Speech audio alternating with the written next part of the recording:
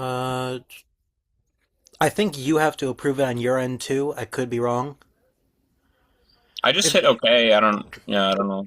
all right. Uh, so I mean, I guess to start off, why don't you tell me about yourself and like FruitFX? I'm Marcos. I made a little pedal company called FruitFX, and I made it while I was touring a lot with my band Standards. And I wanted to make new guitar effects that I thought were cool. And it started kind of basic, just like some more simple effects, boosts, overdrives, compressor, stuff that I was actually using. But then it eventually shifted away from that, and I started, learning about how you can manipulate guitar signal and do different things with it. So I ended up, making more, I guess you could say, like out there effects. And I guess that's kind of more my interest now, now that I'm shifting away from sort of normal sounds. Yeah. So what got you into like making pedals? Like what kind of made you decide that that's what you wanted to do? It was a couple things, like at the same time, like I really wanted a boost pedal because there were like sections of songs where it would be cool to like push an amp like harder into overdrive, and I really liked that idea. So I was looking around for them, and a lot of the companies that I worked with, like none of them sold one that I could get at discount. So I was just thinking like, oh, would it actually be that hard to make one? And like you could just buy a kit for like a lot of guitar pedals that are simple. Like if you want like a fuzz face or even like a Klon, you can get a kit for like $30. So I was like, oh, I should just like check it out, see what's up with that. And then I was also working at another guitar company at the time. Like I was like helping somebody with their social media.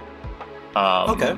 So I was like seeing kind of the business side of it, and then I was also learning the technical side of it on my own, like in between that. So I got a little kit, and I wanted a boost kit, but I thought I didn't know like if it was more or less complicated. So I just went on a website and I sorted by like easiest build, and I got an MXR distortion kit. So it's funny because that kit, like if I had to start over or if somebody else was starting with guitar pedals, I would not recommend that kit because Okay.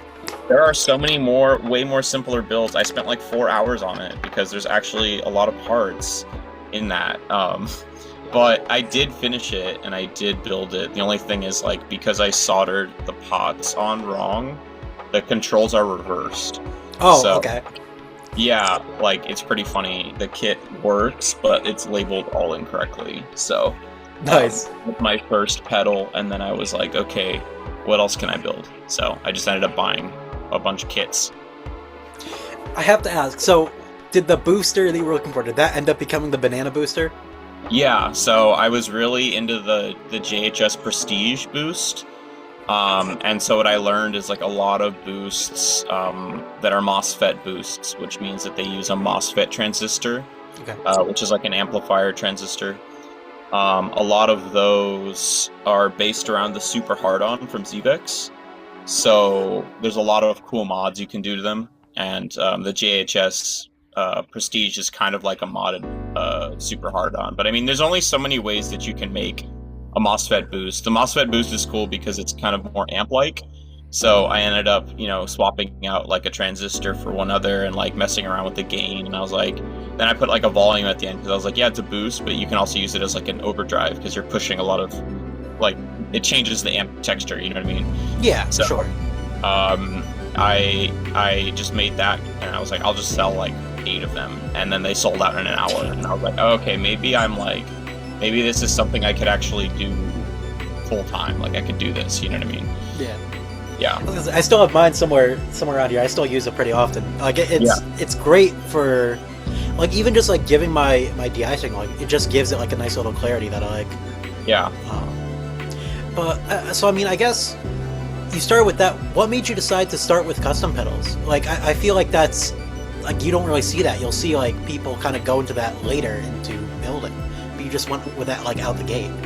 I just get really obsessive about things, so obviously after that, like I was like, okay, I gotta like go all in on this. So I would spend like all day just like building, and then I'd spend all night like tracing schematics. And like at the time, we weren't doing that much with standards. Like we used to tour a lot, and so I think at that time it was like late 2024, so we didn't have any tours that we were doing at the time.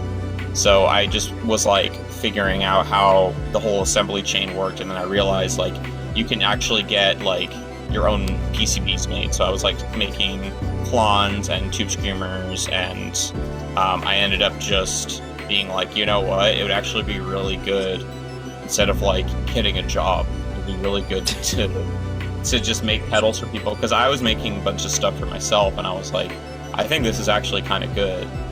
And then on top of taking commissions, like I would just like make silly pedals. Like I made like the first one that I made where I was like, holy shit, I think I can like do this, was the I called it the Donkey Klon. So it was just a clone.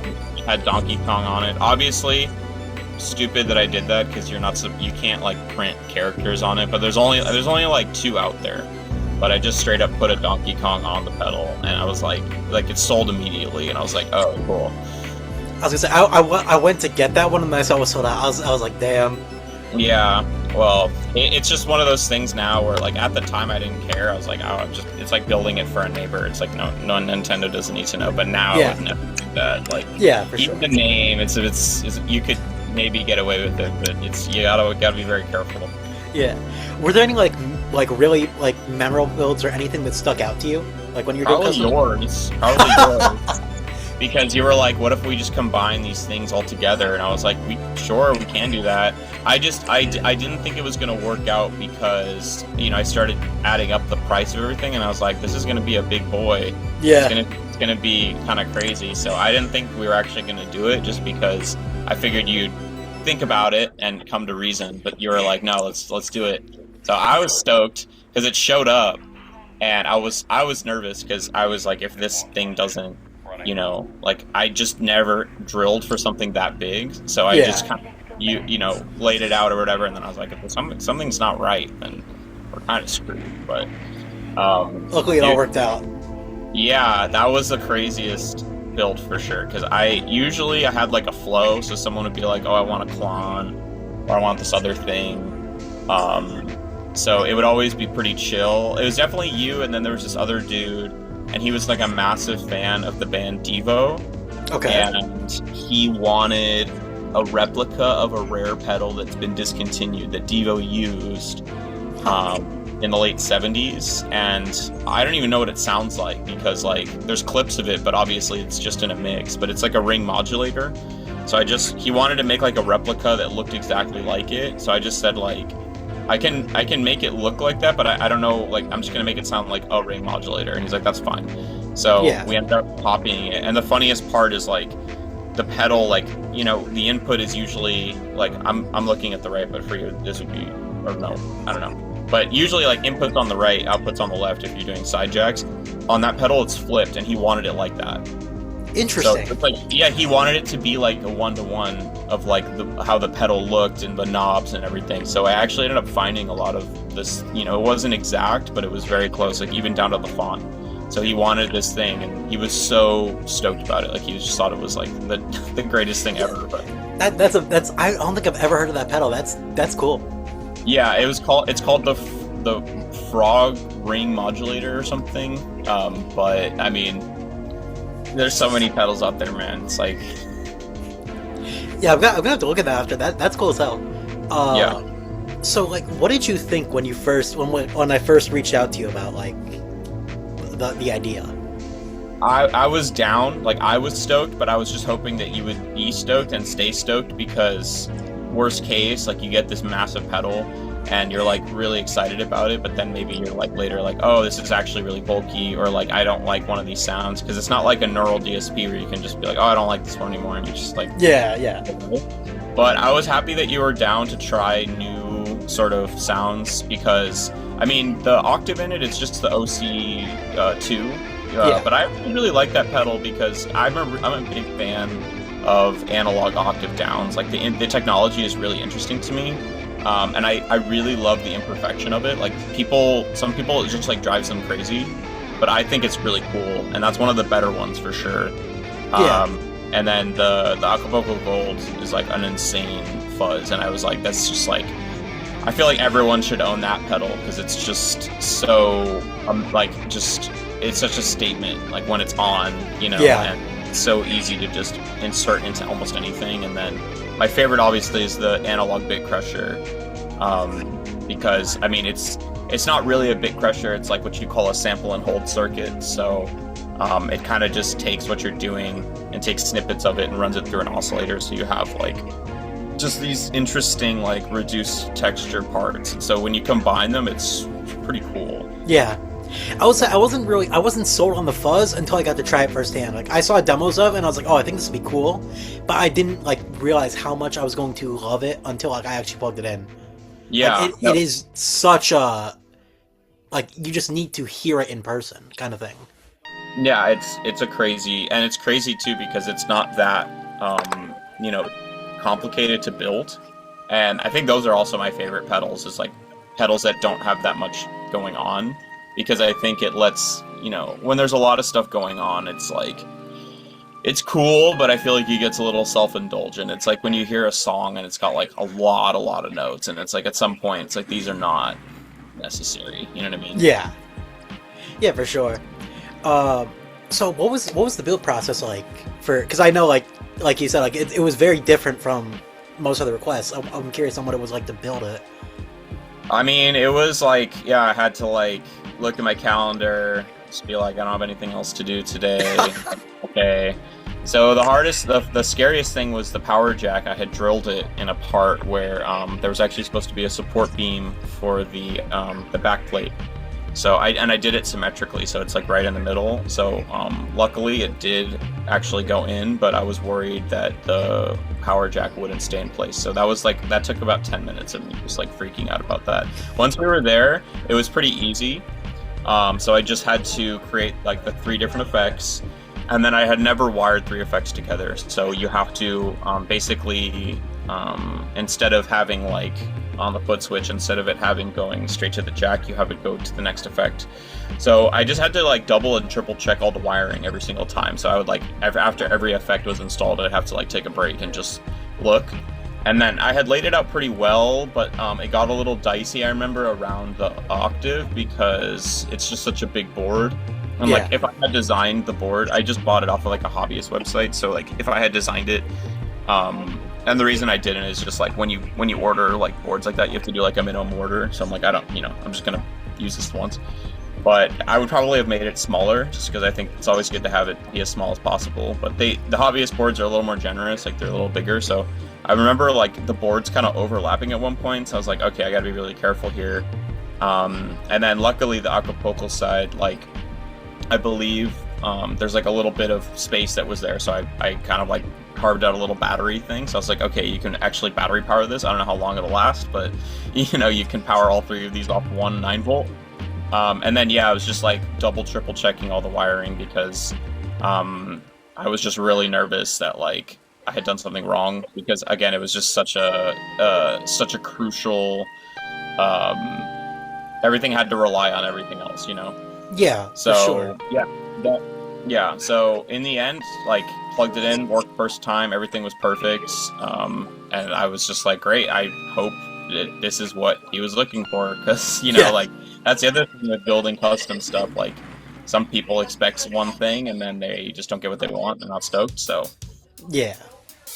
So I mean, you're talking about the board size. Outside of that, is there anything you maybe would do differently now that because it's been, I think we're about a year out from when you were officially done with the pedal.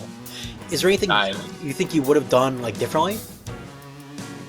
No, I don't think so. I mean, I think if I was asked now, I probably would have just tried to put all the effects on one board and just make it seamless. But it just takes a lot more work in that way, because you have to lay it out and make sure everything lines up.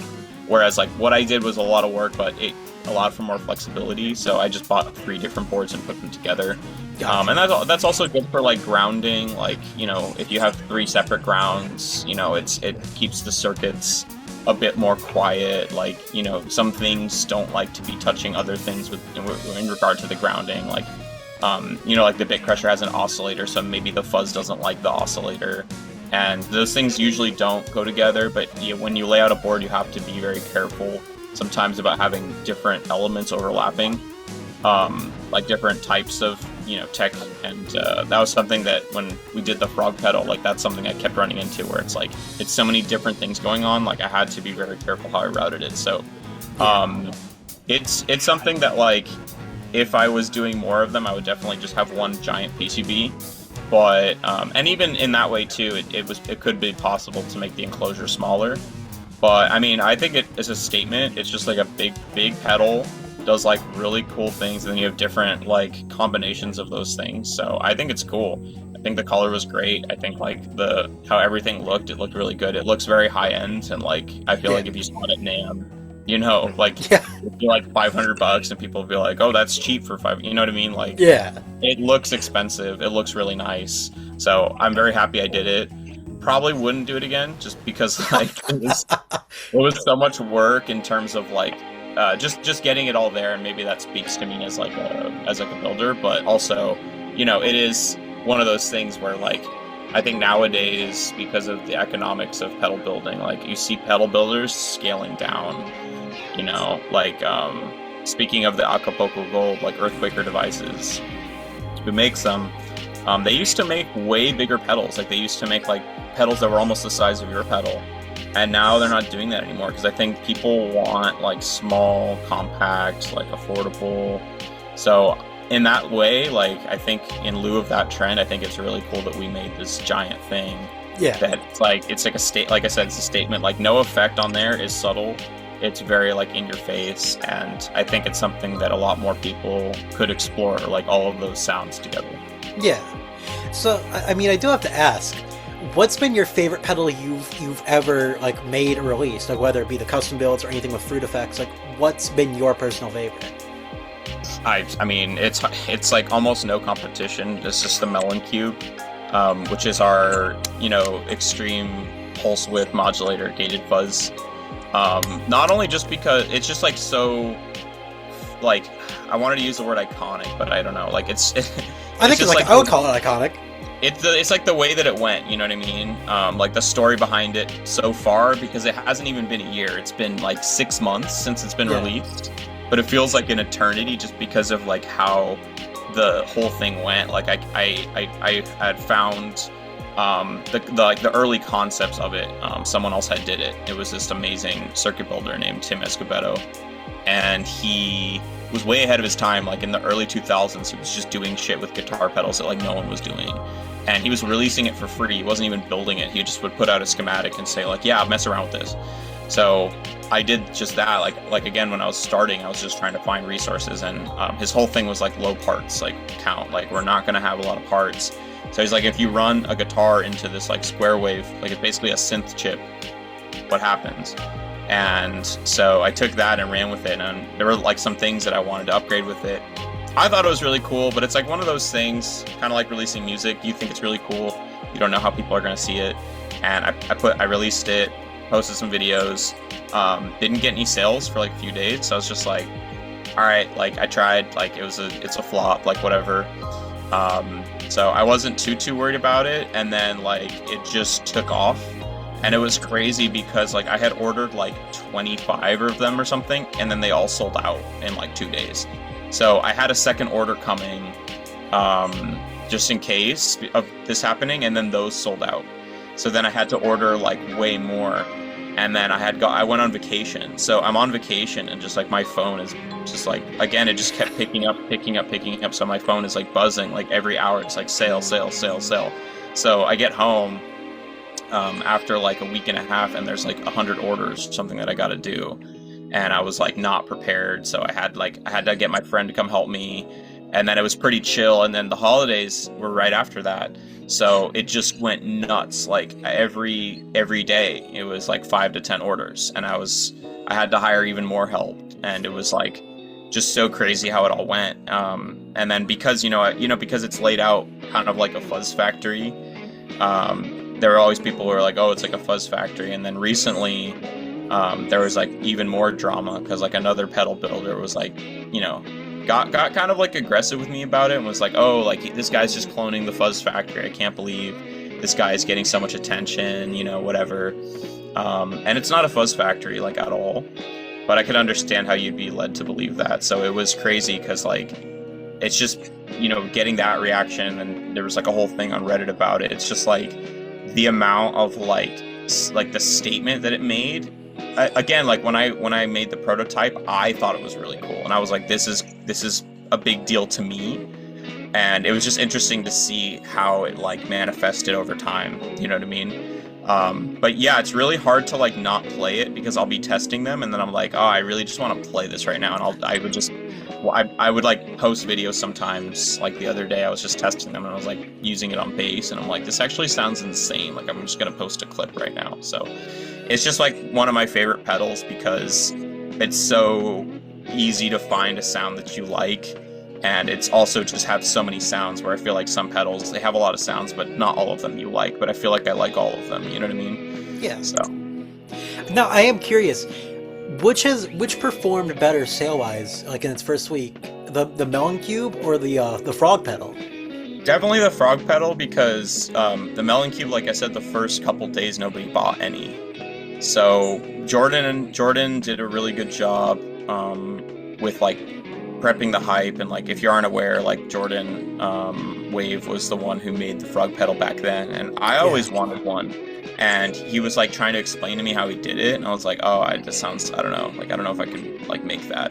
And then eventually I was like, dude, why don't let's just bring it back? Like it would be so cool if we brought it back. And it was hard to make it, actually, like on one board, like I said, because the way he did it was how we made your pedal, where it was all these effects chained together in a big enclosure. And so it was done more DIY like that, but obviously that's not scalable. Like you can't, it's just not possible. Yeah. So when we finally had it, it was like, okay, let's go full out and like make the pedal. So like making that pedal, and then just having like a proper lead up and hype and everything. Obviously, we were going to have way more week one sales than my pedal, which like I didn't even really do that great of a job looking back on it, like explaining what it does. Like I was just like, yeah, just check it out. And I feel like people need a reason to like get into, a pedal. Like they need like some song or like some execution. So it was just a no-brainer. And I'm happy people still like it, because I was worried that people would see it as like too gimmicky.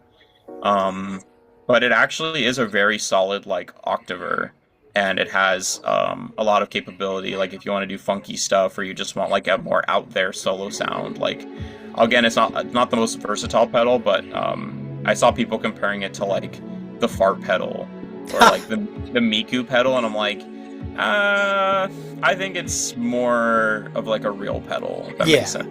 Like I think it can be actually useful. I feel like, especially the fart pedal, I don't think it changes pitch at all. Like I think that one is just it's a sampler, yeah. And the Miku, like I feel like those are both more one note. Like the Frog, definitely, like I can see uses for it. Like it's very unique in that sense. Like because like it's made for, in my opinion, like it's made for like solo lines and things like that. Like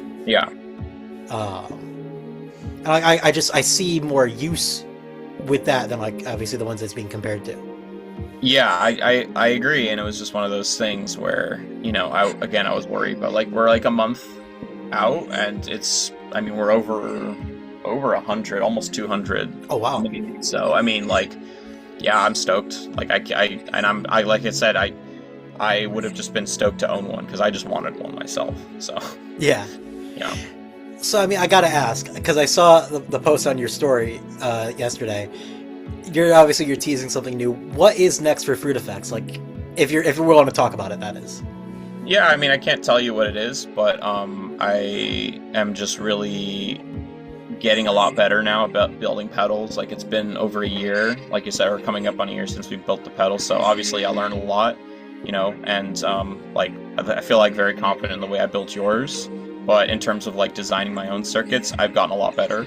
So instead of being, doing boosts and more simple stuff, now I feel like I've leveled up and like I understand some concepts a bit better. So I'm trying to kind of explore some sounds kind of similar to the Melon Cube, where it's like stuff that I don't really see a lot of right now. So I can't, if I say it, then it's, might give it away, and you might be like, oh, it's kind of like this. So I kind of want to just keep it like under wraps. But I think the goal going forward is doing stuff that I don't see very often or at all, because I feel like what I was trying to do before was do stuff that, you know, I was trying to just like build new pedals for my board. But I think what I want to do is build new pedals for everyone's board, where it's like, if I put it on anyone's board, they'd find some use for it, and they'd be like, oh, this is really cool. I didn't know that this was a thing. So I'm just trying to keep myself stoked about whatever I'm making, but also, yeah, make new stuff. And then the goal for next year is just getting into digital. It's something that like I have dipped my toes into, but I feel like the market is it's difficult because you either have to go very high or very low. Like you have to go like a Chase Bliss and offer MIDI and tap tempo and dip switches, or you have to go very low and it's like it's a digital pedal, but it's like $80. Yeah. And so, as being a smaller company, you have more restriction. Like you don't have these big powerhouses behind you. So for me, it's going to be kind of going in the middle, which again, like doesn't really work, but it's something that I think can work if the concept is like unique enough that people will be willing to overlook, like, oh, this doesn't have MIDI, or this doesn't have maybe some people don't care about that. I frankly don't. Like if it doesn't have a million dip switches, I'm more of, and again, that's my thing, is like I'm more just like plug it in, get me a sound quickly that I like, and that's what I want. So I'm trying to impart that too. Yeah, no Klon, no Klon. Yeah, maybe one day. Why do you want? You just want the aesthetic? Because I mean, I can't do anything to it that's not already been done to it. No, I just thought like it's always. Ever since the Donkey Klon, I just thought it's just an interesting. I've always thought it's interesting to see how people take a pedal, because like I've never understood why the pedal is the original sold as expensive as it is. It is really is. It's just what? It's like a mid-boost overdrive, right? Like. Yeah. I mean, it's expensive because the dude built it all by hand, and so I mean, I think there is some merit to that. To be honest, like there are. I will say, like if you listen to like an interview from like Mike from Analog Man. He really believes that like you have to measure every part and like make sure that every part is like, and if you do that every single time and you measure like the diodes correctly, I'm sure there is some sparkle there, but also like I've owned a few, like I have the Nada Klon, and that one is all SM. It's probably not measured. Like you probably just lay out the parts and like you don't measure every resistor. It still sounds good. So like, you know, it's like one of those things where I think people love fairy dust. They love like, they want the magic box. They want the thing that's like gonna fix the tone. It's gonna be the magic, you know, elixir. So I think it plays into that, and I think the design is smart. Like it runs at 18 volts, even though it's a 9-volt power supply. It doubles the voltage, so you get a lot of headroom. There's a clean blend. The germanium diodes, if you're going for that like old school sound, like they sound very compressed, and like if you're doing like the John Mayer thing, it's sick. But like, I don't know, it's just one of those pedals that like I used to do a lot of customs of those. People wanted that the most. Really? And I would do tons of mods. Of course, it's a Klon Centaur.